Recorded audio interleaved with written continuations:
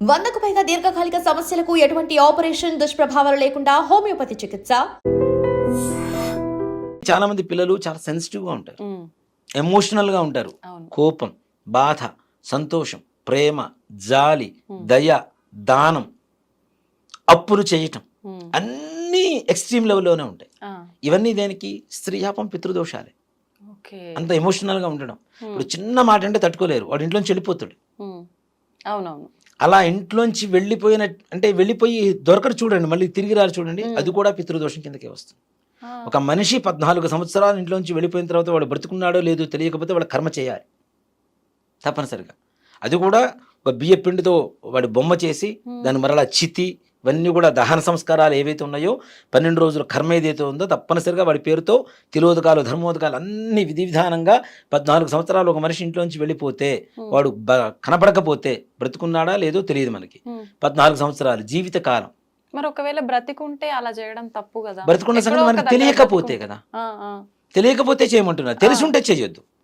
విషయం తెలియకపోయినా ఒకవేళ ఎక్కడో దగ్గర బ్రతికే ఉండొచ్చు. 14 సంవత్సరాలు ఇంటి ముఖం చూడని వాడికి అసలు ఆ ఇంటితో సంబంధం లేదు, ఓకే, ఎవరికైనా సరే. అలానే ఆడపిల్లలకు కూడా ఒక నియమం ఉంది.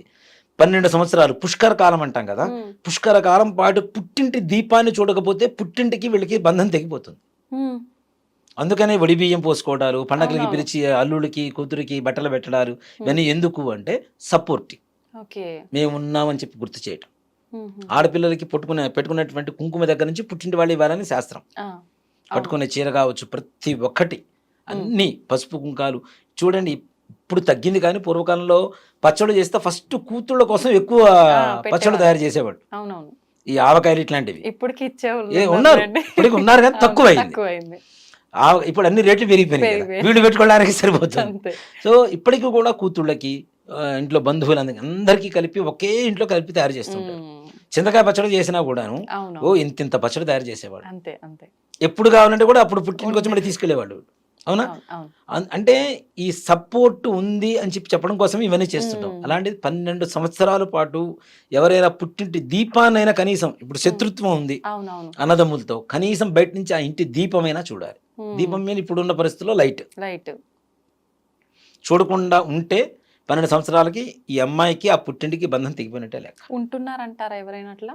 ఉండొచ్చు, ఉన్నారు, చాలా మంది ఉన్నారు, ఎందుకు లేరు. తల్లిదండ్రుల్ని ద్వేషించే వాళ్ళు ఉన్నారు, అన్నదమ్ముల్ని ద్వేషించే వాళ్ళు ఉన్నారు, లేదు ఈ అమ్మాయిని ద్వేషించే వాళ్ళు వాళ్ళు అయ్యి ఉండొచ్చు, ఏదైనా కారణం అయ్యి ఉండొచ్చు. అట్లానే 14 సంవత్సరాలు అనేది కూడా జీవిత ఖైదు. మనకి మన ఏదైతే లా ఉందో అదే దీన్ని తీసుకొనే జీవిత ఖైదు, మన హిందూ ధర్మాన్ని తీసుకొనే లా అనేది ఒకటి తయారైంది. సో కాబట్టి 14 సంవత్సరాలు అనేది లైఫ్ టైం అంటాం కదా, ఈ లైఫ్ టైం వాడు కనబడకపోతే వాడు కూడా కర్మ చేయాలి. ఇది కూడా పితృదోషం కిందకే వస్తుంది. సో కాబట్టి ఇప్పుడు ఆడపిల్లలు మాత్రమే ఉంటారు, ఆడపిల్లలు ఉన్నారు, తండ్రి లేడు, ఏం చేయాలి? ఆడపిల్లలు వెళ్ళి కూడా ఒక బ్రాహ్మణి కూర్చోబెట్టి చేయించుకోవచ్చు. ఇక్కడ ముఖ్యంగా ఇవన్నీ దోషాలు పోవడం కోసం అంటే ఒక మాట చెప్పాలి అంటే, తండ్రి ఉన్నాడు, పితృదోషం ఉంది, పెళ్ళి అయిపోయింది, తర్వాత తెలిసింది, వీళ్ళకి ఈ దోషాలు ఉండవు కొంతవరకు. ఎందుకు అంటే కన్యాదానం చేసినప్పుడు వీళ్ళ దోషాలన్నీ కూడా పోతాయి. అంటే చేసుకున్న వాళ్ళే పోతాయా? తండ్రికి కన్యాదానం చేశాడు కాబట్టి తండ్రికి పోతాయి. అప్పుడు మరి పిల్లలకు అది వర్తిస్తుంది కదా, ఎందుకంటే వాళ్ళు అనుభవించాల్సింది. బై బ్లడ్ అంటే బై బర్త్ వస్తుంది కదా. ఈ బ్లడ్ పెళ్ళైపోయిన ఇంటి పేరు మారినంత మాత్రాన బ్లడ్ లోపల ఉండేటువంటి మాంసం ఇదంతా మార్చం కదా. సో కాబట్టి ఇందాక ఏం చెప్పానని వీళ్ళకి ఉందంటే ఆటోమేటిక్ అవతల ఉన్న వ్యక్తికే పెళ్ళి అవుతుంది, ఆటోమేటిక్ వాళ్ళకి ఉన్నట్టే కదా. అలా వంశ పరంపరగా వస్తూ ఉంటుంది, స్నేహితులతో వస్తూ ఉంటుంది, పశువులతో వస్తూ ఉంటుంది, తల్లిదండ్రులతో వస్తుంది. ఇక్కడ ఇంకొక ముఖ్య ఉద్దేశం ఏంటంటే ఒక తండ్రి ద్వారానే వస్తుంది అనేటువంటిది చాలా అపనమ్మకం. తల్లి ద్వారా కూడా వస్తుంది తప్పనిసరిగా. తల్లి తండ్రి, అమ్మ వాళ్ళ అమ్మా నాన్న, వీళ్ళ ద్వారా మేనమామలు, మేనత్తలు, బాబాయిలు, పిన్నులు, అమ్మమ్మలు, నాయనమ్మలు, తాతయ్యలు, ముత్తాతలు, మా పిన్ని పిల్లలు, బాబాయ్ పిల్లలు, పెదనాన్న పిల్లలు, పెద్దమ్మ పిల్లలు, మేనమామ పిల్లలు, వీళ్ళు ఇలా చనిపోయినా కూడా ఈ దోషాలు వీళ్ళకి వస్తాయి. రెండు సైడ్ల నుంచి ఉంటుంది. జనరల్ గా మనం అనుకునేది ఫాదర్ సైడ్ నుంచి ఏదైనా, కానీ మరి తల్లిది పేగు బంధం కదా, తండ్రి రక్త సంబంధం, కానీ తల్లిది పేగు బంధం కదా మరి. సో కాబట్టి రెండు వైపుల నుంచి వస్తాయి. వీటన్నిటికీ శాశ్వత పరిష్కారం ఏంటి అంటే గోకర్ణంలో మోక్షనారాయణ బలి చేయించుకోవడం అనేది ఒక్కటి మాత్రమే పరిహారం అవుతుంది. అంతకు మించి మేం చేస్తాం, అది చేస్తాం, ఇది చేస్తాం అని చెప్పి ఎంతమంది ఎన్ని చెప్పినా సరే దాని గురించి ఏ రకమైనటువంటి ఇది ఎక్కడా లేవు, దాఖలా లేవు. జ్యోతిష్ శాస్త్రంలో, హిందూ ధర్మంలో సనాతనంగా పురాతనంగా చెప్పబడుతున్నటువంటి ఒక పరిహారం ఏదన్నా ఉంది అంటే కేవలం ఆత్మలింగం ప్రతిష్ఠ జరిగినటువంటి మహాబలేశ్వరుడు అంటారు ఆయన్ని, అక్కడ ఉండేటువంటి శివుణ్ణి. ఆ మహాబలేశ్వరుడి ప్రతిష్ఠ జరిగినటువంటి గోకర్ణంలో మాత్రమే చేస్తారు. అక్కడ చేయండి, తప్పనిసరిగా వంశాభివృద్ధి, మీ పిల్లలు మంచి సద్గతిలో ఉండడం, మంచి మార్గంలో నడవడం, ఒక లైఫ్లో స్థిరపడడం, జీవితంలో ఇట్లాంటివన్నీ కూడా జరగడానికి దోహదపడుతుంది.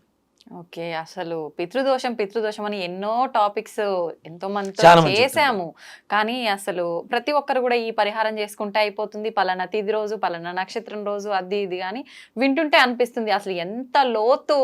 మీరు అన్నారు ఒక రోజు చేద్దాం తల్లి ఈ టాపిక్ చాలా బాగుంటుంది అని చెప్పి, నిజంగా అసలు తెలుసుకుంటా ఉంటే ఇంకా ఉంది అనిపిస్తుంది. తద్దినాలు కొంతమంది గైకి వెళ్ళి పెట్టేసి వస్తుంటారు, మేము పెట్టాల్సిన పని లేదంటారు.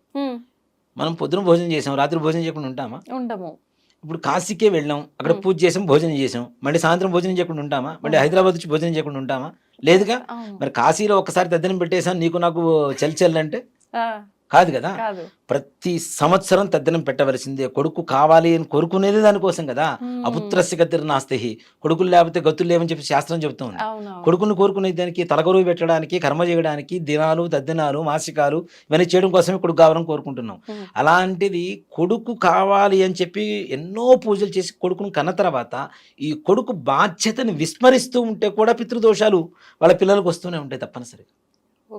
మరి నువ్వు పెట్టేటువంటి ఒక మాసిక తద్దినం కోసం పితృదేవతలు ఎదురు చూస్తున్నటువంటి సమయానికి ఇప్పుడు భోజనం టైంకి నువ్వు చెప్పకుండానే నువ్వు టేబుల్ మీద ముందు పోయి కూర్చుంటావు, ప్లేట్ పెట్టుకుంటావు, వడ్డించుకుంటావు, తింటావు. వాళ్ళు అడగరని చెప్పి మానేస్తే తప్పు కదా. వాళ్ళు సంవత్సరానికి ఒక్క రోజు అడుగుతున్నారు. మనకి ఇంత జన్మనిచ్చి ఇంత స్థాయినిచ్చినందుకు సంవత్సరంలో ఒక్క రోజైనా వాళ్ళ పట్ల ప్రేమ భక్తితో శ్రార్థం అంటాం తద్దినాన్ని కదా, శ్రద్ధతో చేసేదాన్నే శ్రార్థం అంటాం. ఏదో డ్యూటీ వైజ్గా 100 మందిని పిలిచి ఫోటోకు దండేసి ఒక దీపం పెట్టి 100 మంది భోజనం పెట్టమని చెప్పడం అక్కర్లా. నువ్వు మనస్ఫూర్తిగా తద్దినం పెట్టు, తప్పనిసరిగా శ్రద్ధతో శ్రార్థం చేయి. 100% పితృదేవతలు బ్రతుకున్నప్పుడు తల్లిదండ్రులకు అన్నం పెట్టు, అవునా? ఇప్పుడు బ్రతికున్నప్పుడు తల్లిదండ్రులని హింసించే ఆడపిల్లలు బాగా చూసుకుంటున్నారు, నిజం చెప్పాలి. అబ్బాయిలు అలాంటి వారికి కూడా దోషం వస్తుందా? తప్పనిసరిగా వస్తుంది. ఇప్పుడు ఈ వృద్ధాశ్రమాలు ఉన్నాయి కదా, వీళ్ళు చేరుస్తున్నారు కదా, వీళ్ళు చేర్చి చనిపోయిన తర్వాత కూడా రాని వాళ్ళు ఎంతమంది ఉన్నారమ్మా? నిజం నిజం. మీరు కర్మ చేసేయండి, మేము వీడియో కాల్లో చూస్తాం, ప్యాకేజీలు పెట్టేసి గంధం చెక్కలతో అయితే 1,00,000 రూపాయలు, మామూలు చెక్కలతో అయితే 20,000 రూపాయలు, ఇట్లా ప్యాకేజీలు పెట్టి ఇలా చేస్తూ ఉంటే అసలు ఎంతవరకు ఎక్కడికి పోతుంది అసలు ఈ లోకం? చెప్పండి ఒకసారి. అసలు వినటానికే చాలా బాధ. నీకు జన్మనిచ్చి 9 నెలలు కష్టపడి కడుపులో మోసి జన్మనిచ్చినప్పటి నుంచి రక్తమాంసాలు నీకు ఆహారంగా పెట్టి తండ్రి శ్రమని మొత్తం, చెమటని మొత్తం కష్టపడి నీ కోసం చెమటోడ్చి నిన్ను పెంచి నీ విద్యాబుద్ధులు నేర్పించి ఈ స్థాయిలో ఉంచిన తర్వాత నువ్వు తీసుకెళ్ళి వృద్ధాశ్రమాల్లో పడేస్తావు. వాడు చచ్చిన తర్వాత కనీసం చూడటానికి రావు. దీంట్లో ఒక చిన్న మాట చెప్తానమ్మా. ఒక వృద్ధాశ్రమంలో ఒక ముసలావిడిని చేర్చాడు కొడుకు. చేర్చిన తర్వాత తండ్రి లేడు, తల్లిని ఒకదాన్ని చేర్చాడు. చేర్చిన తర్వాత వృద్ధాశ్రమం నుంచి ఒకరోజు ఫోన్ వచ్చింది, అయ్యా మీ అమ్మగారు అవసాన దశలో ఉన్నారు, చివరి దశలో, ఒకసారి వచ్చి చూసి వెళ్ళండి. సరే వస్తున్నా అని చెప్పి వెళ్ళాడు. వెళ్ళిన తర్వాత తల్లిని అడిగాడు, నీ చివరి కోరిక ఏంటి అని. అంటే నాన్న ఇక్కడ ఏసీలు ఫ్యాన్లు లేవు నాన్న, పెట్టించు నాన్న అని చెప్పింది. నువ్వు ఇంకో గంటలో పోతావు, నీకు దేనికి ఏసీలు ఫ్యాన్లు అంటే, కాదు నాన్న నువ్వు ఎప్పటికైనా ఇక్కడికే వస్తావు, ఇక్కడికి వస్తే అవన్నీ లేకపోతే నువ్వు తట్టుకోలేవు నాన్న, కాబట్టి కనీసం నువ్వైనా పెట్టించు నాన్న అని చెప్పి తల్లి చెప్పింది. అంటే తల్లి హృదయం అనేది కొడుకు భవిష్యత్తు గురించి అంతగా ఆలోచిస్తుంది. అలాంటి తల్లిదండ్రులు కూడా పట్టించుకోపోవడం కూడా నిజంగా చెప్తున్నా కదా, పితృశాపం స్త్రీ శాపం కంటే ఇంకాస్త వేరే ఏదన్నా పాపాలు శాపాలు ఏమైనా ఉన్నాయంటే తప్పనిసరిగా తగులుతాయి 100%. అది ఒక నిజంగా తద్దినం పెట్టడం అనేది ఆడపిల్లని పిలవాలి, అల్లుడని పిలవాలి. చూడండి అల్లుడిని కూడా ఏంటి, అల్లుడు అంటే ఇంటికి చాలా ఒక వరం లాంటి వాడు. కొడుకుని తన కోరుకొని పూజలు చేస్తే పుట్టాడు. ఏ కొడుకు పుడితే ఆ కొడుకుని తీసుకున్నాడు, ఏ కూతురు పుడితే ఆ కూతురుని తీసుకున్నాడు. కానీ అల్లుడిని ఏరి కోరి తెచ్చుకుంటాడు మామగారు, అత్తగారు ఇద్దరు, అవునా? సో ఆ ఇంటికి బాగా కావలసినటువంటి వ్యక్తి ఎవరంటే ఇంటి అల్లుడు. అందుకని ఇంటల్లుడికి ఒక ప్రథమ స్థానం ఉంటుంది కొడుకు కంటే కూడా. ఎక్కువగా అవును. అవునా? బావమరిది కింద కూర్చోవాలి, బావగారి పైన కూర్చుంటే అంతే, గౌరవం. అంత ప్రథమ స్థానం బావగారికి ఉంటుంది. అంటే ఇంటి అల్లుడిని పిలవాలి, ఉమ్. వాళ్ళకి కావాల్సినటువంటివి చూడాలి, ఆడపిల్లలను చూడాలి. ఉమ్. ఇవన్నీ ఎప్పుడైతే మనం మానేస్తూ ఉన్నామో భవిష్యత్ తరాలకి నిజంగా రేపు ఇందాక చెప్పా కదా, తల్లి కథ చెప్పా కదా, అలానే నీ కొడుకు తీసుకెళ్ళి నేను వృద్ధాశ్రమంలో చేరుస్తాడు అదే ఆటోమేటిక్గా. అవును. నువ్వు పోయినప్పుడు రాడు, వాడి పరిస్థితి కొన్ని రోజుల తర్వాత అదే పరిస్థితి. వెనక ముందు అంతే. అనే మనం ముందు భవిష్యత్ తరాలకు ఏం నేర్పిస్తున్నాం అనేది నేర్చుకోవాలి. ఉమ్, ఉమ్.